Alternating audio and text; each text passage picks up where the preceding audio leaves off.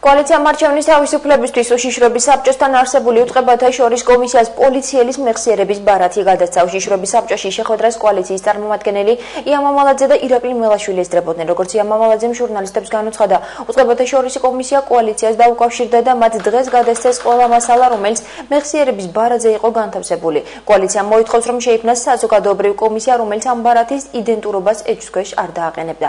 კოალიცია არჩევნის თავისუფლებისთვის წარმომადგენლების განცხადებით ერთი კვირის წინ ხელში ჩაუვარდეთ პოლიციელის მეხსიერების ბარათი, რომელზეც ჩაწერილია ლანჩხუთის სოფლების აცანასა და ჯორუყვეთის მოსახლეობის პოლიტიკური განწყობები, ასევე დასაქმებულთა და ბიზნესმენთა სია და პირადი მონაცემები.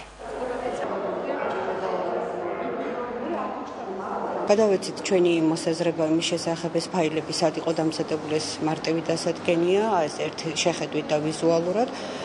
და თუ გახსოვთ, ჩვენი მოთხოვნა იყო, რომ შექმნილიყო საზოგადოებრივი კომისია, რომელიც ამ ჩიპის იდენტურობას ეჭვის ქვეშ არ დააყენებდა.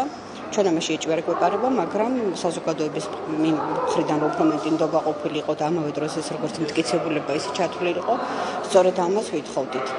დღევანდელი შეხვედრის შედეგი არის ის, რომ ჩვენ ეს მასალები გადავეცით და გავაცანით. პირველ რიგში ამასთან ახლდა დამატებითი მასალაც, რისი მოდიება და გადამოწმებაც ჩვენ ამ პერიოდში შევძელით.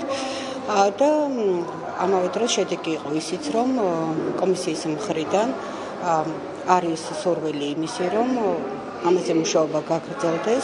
ჩვენი შეთავაზება იყო, რომ ექსპერტიზა ერთობლივად გაკეთებული იყო თვითონ ამ ტექნიკური საშუალების, იმიტომ რომ გამოიწვია ეჭვები, რომ ეს შეიძლება შემოგდებული იყოს, ვიღაცას ქვისი გაკეთებული იყოს, ჩვენს ხელთ არსებული ინფორმაციით ეს ასე არ არის.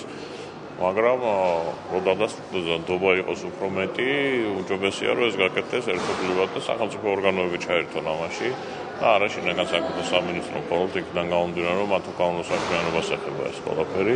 ეს იყო პირველი კომუნიკაცია, ისინი დაგვირდნენ დამატებითი მასალების მოწოდებას და საკითხის შესწავლის შემდეგ გავაკეთებთ.